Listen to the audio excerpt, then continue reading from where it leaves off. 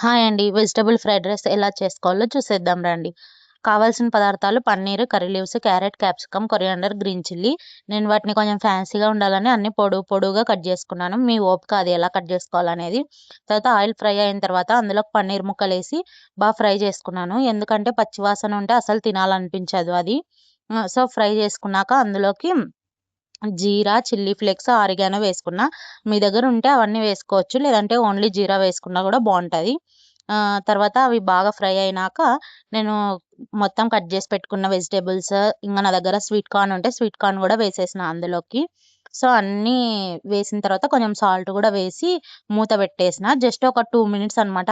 మనకు వెజిటబుల్స్ అన్నీ కాస్త క్రంచీగా తగులుతుంటేనే టేస్ట్ ఇంగా ఎన్హాన్స్ అవుతది. తర్వాత పెప్పర్ పౌడర్ ఏసుకొని బాగా కలిపి కొంచెం కొత్తిమీర గూడా వేసుకొని ఇంగ రైస్ ఏసుకొని కలుపుకోవడమే. నిజంగా టేస్ట్ అయితే చాలా బాగునింది. ఇందులోకి నేను వేరే మసాలా గానీ, కారం గానీ ఇలా ఏం వేయలేదు.